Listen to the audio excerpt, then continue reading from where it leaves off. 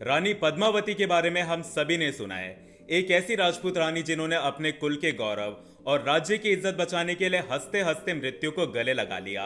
लेकिन उनकी मृत्यु का कारण फिर भी एक बाहरी आक्रमणकारी, एक दुश्मन था। लेकिन आज हम एक ऐसी राजपूत राजकुमारी के बारे में जानेंगे जिनकी मृत्यु का कारण उनके अपने ही लोग बने। एक ऐसी राजकुमारी जो एक बहुत ही भीषण और भयानक युद्ध का कारण बनी। एक ऐसी राजकुमारी जिन्होंने भारत के सभी राजाओं को लड़वा दिया, फिर वो चाहे राजपूत हो, मराठा हो या मुसलमान शासक, और यहाँ तक कि उस समय की ब्रिटिश सरकार यानी कि ईस्ट इंडिया कंपनी भी इस पूरे मामले में इन्वॉल्व हो जाती है। और जिस राजकुमारी के लिए इतना सब कुछ होता है, आखिर में उस राजकुमारी के साथ में क्या होता है, वो जानने के बाद में आप शायद अपने आंसू नहीं रोक पाएंगे। जिस राजकुमारी की बात हम इस वीडियो में कर रहे हैं, उनका नाम था राजकुमारी कृष्ण कुमारी। राजकुमारी कृष्ण कुमारी का जन्म शूरवीरों और बलिदानों की धरती कहे जाने वाले राजस्थान के मेवाड़ राजघराने में हुआ था। राजकुमारी कृष्ण कुमारी का जन्म उदयपुर में हुआ था और बचपन से ही वो बेहद सुंदर और उदयपुर की शान मानी जाती थी। और सिर्फ इतना ही नहीं, बल्कि उस समय के जितने भी हिस्टोरियंस थे, सभी ने उस समय राजकुमारी कृष्णा को राजस्थान का फूल कहा है। लेकिन दुर्भाग्य से राजकुमारी कृष्णा की यही सुंदरता एक बहुत बड़े विवाद और एक बहुत ही भीषण युद्ध का कारण बन गई। आखिर विवाद का कारण क्या था, चलिए अब हम ये जानते हैं। तो विवाद का कारण था राजकुमारी कृष्ण कुमारी की शादी। आगे बढ़ने से पहले एक छोटी सी चीज क्लियर करना चाहूंगा। हमारी स्टोरी में दो भीम सिंह है। एक है राजकुमारी कृष्ण कुमारी के पिता और उदयपुर के राणा भीम सिंह, जिन्होंने 1799 में अपनी बेटी कृष्णा की शादी फिक्स की थी मारवाड़, जिसे आज हम सभी जोधपुर के नाम से जानते हैं, वहां के राव राजा भीम सिंह से। तो इस तरीके से हमारी इस कहानी में दो भीम सिंह है। एक है राजकुमारी कृष्णा के पिता और दूसरे हैं उनके मंगेतर। अब यहाँ पे दुर्भाग्य से जिनके साथ में राजकुमारी कृष्णा की सगाई होती है, यानी कि जोधपुर के राव राजा भीम सिंह, सगाई के 4 साल बाद ही उनका देहांत हो जाता है। और उसके बाद में राजपूताना के सभी राजाओं में होड़ लग जाती है कि आखिर कौन उदयपुर की राजकुमारी कृष्ण कुमारी से शादी करेगा। और उदयपुर के राणा भीम सिंह अपनी बेटी की शादी फिक्स कर देते हैं आमेर, जिसे आज हम सभी जयपुर के नाम से जानते हैं, वहां के राजा जगत सिंह से। लेकिन इन दोनों की ही इस सगाई से दिक्कत हो जाती है जोधपुर के नए राजा मान सिंह को, जो कि वहां के पहले राजा भीम सिंह के चचेरे भाई थे। अब जोधपुर के राजा मान सिंह उदयपुर के राणा भीम सिंह को कहते हैं कि राजकुमारी कृष्ण कुमारी का नाम अब जोधपुर के साथ में जुड़ चुका है। मेरे भाई के जाने के बाद में आप राजकुमारी का विवाह मुझसे करवा दीजिए। लेकिन अगर आप राजकुमारी कृष्णा का विवाह कहीं और करते हैं तो ये जोधपुर और उदयपुर दोनों के लिए शर्म की बात होगी। लेकिन इस समय तक उदयपुर के राणा भीम सिंह अपनी बेटी की शादी ऑलरेडी फिक्स कर चुके थे जयपुर के राजा जगत सिंह से, इसलिए अब पीछे हटने का कोई सवाल ही नहीं था। इसलिए उन्होंने जोधपुर के राजा मान सिंह का ये शादी का प्रस्ताव ठुकरा दिया।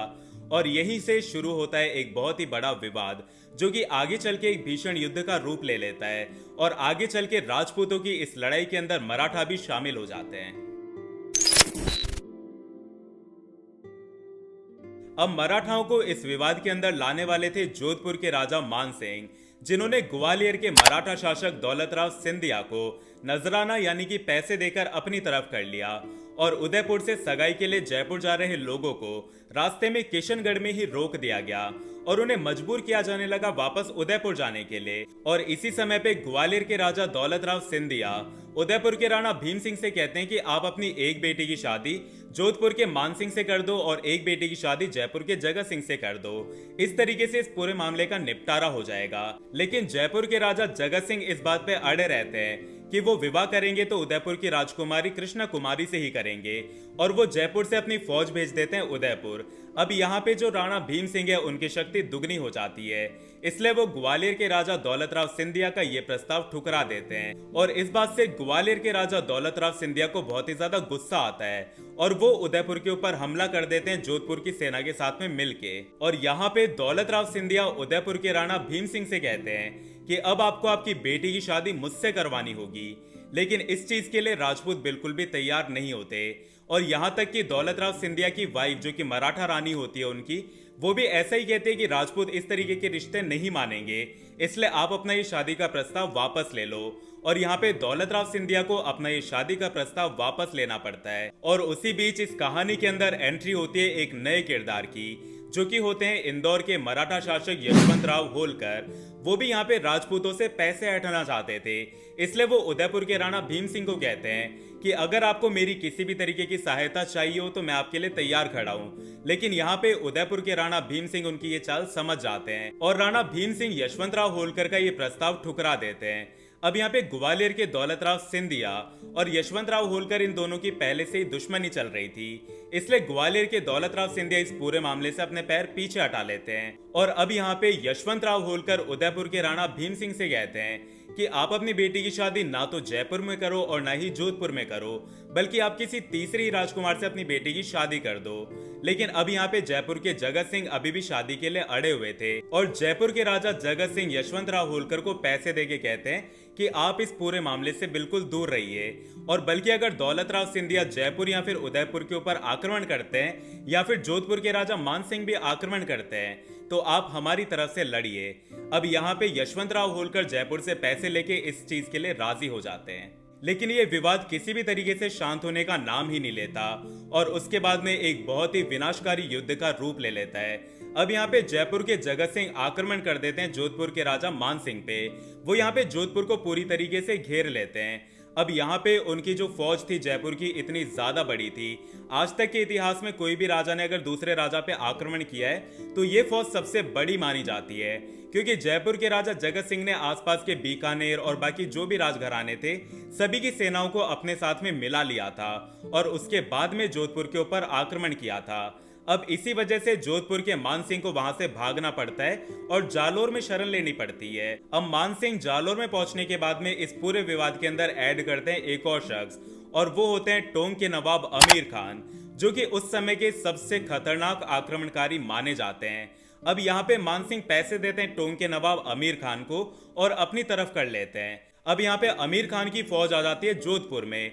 अब यहाँ पे जयपुर के राजा जगत सिंह को वहां से पीछे हटना पड़ता है, क्योंकि यहाँ पे उन्हें अपने राज्य के बारे में भी सोचना था। अब इस युद्ध की वजह से उन्हें बहुत ही ज्यादा सेना में लॉस हुआ था, पैसों का लॉस हुआ था, इसलिए यहाँ पे यशवंतराव होलकर को जगत सिंह पैसे नहीं दे पाते और इसी बात का फायदा उठाते हुए ग्वालियर के राजा दौलत राव सिंधिया जयपुर और उदयपुर दोनों के ऊपर आक्रमण कर देते हैं। अब यहाँ पे जयपुर के राजा जगत सिंह इस हमले के लिए फिर भी तैयार थे, लेकिन यहाँ पे उदयपुर के राणा भीम सिंह तैयार बिल्कुल भी नहीं थे, क्योंकि यहाँ पे उनकी खुद की सेना में बहुत सारे ऐसे चूंडावत सरदार थे जो कि यहाँ पे जो मेवाड़ का तख्त है उसे पाना चाहते थे, इसलिए उनके अंदर पहले से ही लड़ाई झगड़ा चल रहा था। और इसके अलावा अब यहाँ पे जो दौलत राव सिंधिया है उनसे युद्ध हो रहा है उनका, तो अब यहाँ पे उदयपुर के राणा भीम सिंह ये युद्ध हार जाते हैं और उन्हें एक बहुत ही बड़ी रकम यहाँ पे दौलत राव सिंधिया को देनी पड़ती है और उन्हें एक ट्रीटी साइन करनी पड़ती है। और उसके बाद में ग्वालियर और उदयपुर के दोनों ही राजाओं के बीच में शांति कायम होती है। लेकिन अभी इस कहानी का अंत नहीं होता। अब यहाँ पे एक नया किरदार इस कहानी के अंदर आ चुका है, उससे बिल्कुल मत भूलना, क्योंकि अब यहाँ पे आमिर खान पिंडारी जोधपुर की तरफ से उदयपुर पे आक्रमण करता है और उदयपुर यहाँ पे इस हमले के लिए बिल्कुल भी तैयार ही नहीं था, क्योंकि वो पहले से ही दौलत राव सिंधिया से निपट रहे थे। अब यहाँ पे उनके पास में सेना की भी बहुत ही ज्यादा कमी होती है।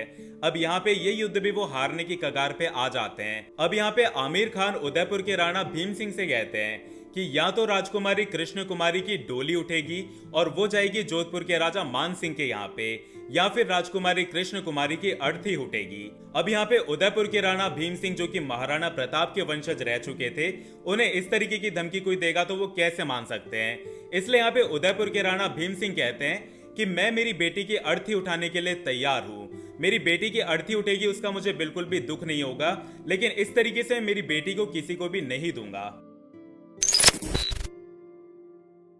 अब बात करते हैं इस कहानी के सबसे दुखद हिस्से की।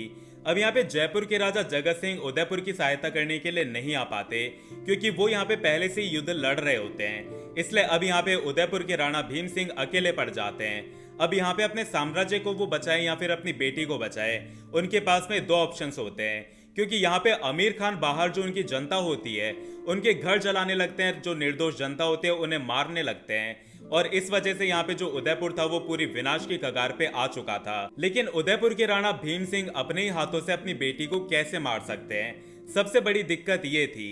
इसके बाद में एक कृष्ण कुमारी के भाई होते हैं जो कि खंजर लेके उनके कमरे में जाते हैं उनकी हत्या करने के लिए। लेकिन यहाँ पे राजकुमारी कृष्णा का चेहरा इतना मासूम होता है कि वो उसे देख के मार ही नहीं पाते और वो वहां से अपना खंजर फेंक के वापस आ जाते हैं। इस बात से राजकुमारी कृष्ण कुमारी को पता चल जाता है कि अब उन्हें अपने देश के लिए, अपनी धरती के लिए और अपने राज्य को बचाने के लिए शायद एक बहुत बड़ा बलिदान देना पड़ेगा, क्योंकि उनके घर वालों में से कोई भी उनकी जान नहीं ले पाएगा। इसलिए अगर उन्हें अपने राज्य को बचाना है और अपने पिता की इज्जत को बचाना है तो शायद उन्हें एक बहुत बड़ा बलिदान करना होगा। उसके बाद में राजकुमारी कृष्ण कुमारी के लिए एक जहर का प्याला तैयार किया जाता है और उसे उनके कमरे में भिजवा दिया जाता है। अब यहाँ पे राजकुमारी कृष्ण कुमारी की माता को जब इस बारे में पता चलता है तो वो यहाँ पे विलाप करने लगती है, रोने लगती है। उनकी हालत बहुत ही ज्यादा नाजुक हो जाती है। उसके बाद में राजकुमारी कृष्ण कुमारी अपनी माता के पास में जाती है और कहती है कि माँ, राजपूत कन्याओं का तो जन्म ही अपने देश के लिए बलिदान देने के लिए होता है। अगर आज मेरे भाग्य में ऐसा कुछ लिखा है, इतना बड़ा बलिदान अपने देश के लिए देना लिखा है, तो मुझे इसमें कोई भी परेशानी नहीं है। मैं अपने देश के लिए एक बार क्या 1000 बार भी अपनी जान दे सकती हूँ। और उसके बाद में राजकुमारी कृष्णा वो जहर का प्याला पी लेती है और उसके बाद में ये जहर पीने की वजह से उनकी मृत्यु हो जाती है। उसके बाद में उदयपुर के राणा भीम सिंह ने जो कहा था वो बिल्कुल सच हो जाता है। राजकुमारी कृष्ण कुमारी की अर्थी सभी के सामने से जाती है और उसके बाद में जोधपुर के राजा मान सिंह को अपने किए पे बहुत ही ज्यादा अफसोस होता है और वो उदयपुर से अपनी सेनाएं वापस पीछे हटा लेते हैं। और ग्वालियर के राजा दौलत राव सिंधिया और इंदौर के राजा यशवंत राव होलकर दोनों ही यहाँ पे उदयपुर को हासिल करना चाहते थे और वो यहाँ पे उनके ऊपर अटैक कर देते हैं, आक्रमण कर देते हैं। और उदयपुर यहाँ पे पहले से अंदरूनी कलेश की वजह से भी टूटा हुआ होता है। इसलिए उदयपुर के राणा भीम सिंह को यहाँ पे ब्रिटिश ईस्ट इंडिया कंपनी की सहायता लेनी पड़ती है और ईस्ट इंडिया कंपनी उदयपुर की सहायता करने के लिए तैयार हो जाती है। उसके बाद में बाकी सभी दुश्मनों को यहाँ पे उदयपुर के राणा भीम सिंह हरा देते हैं और उसके बाद में ग्वालियर के राजा दौलत राव सिंधिया को भी अंग्रेजों की शरण में आना पड़ता है और इंदौर के यशवंत राव होलकर और जयपुर के राजा जगत सिंह को भी। यहाँ पे जिन भी रजवाड़ों ने राजकुमारी कृष्ण कुमारी के साथ में बुरा किया, यहाँ पे इवेंचुअली उनके साथ में भी बुरा हो गया। उन्हें भी यहाँ पे अंग्रेजों की सहायता लेके उनके अधीन होना पड़ा। तो ये थी राजकुमारी कृष्ण कुमारी की दुखद कहानी। उम्मीद करता हूँ कि आपको आज की हमारी स्टोरी पसंद आई होगी। अगर इतिहास से जुड़े ऐसे किस्से आप जानना चाहते हैं, अगर आपको मेरी ऐसी वीडियोस देखना पसंद हो तो हमारे इस चैनल लॉस्ट पेजेस को सब्सक्राइब जरूर करें और ज्यादा से ज्यादा इस वीडियो को शेयर करें।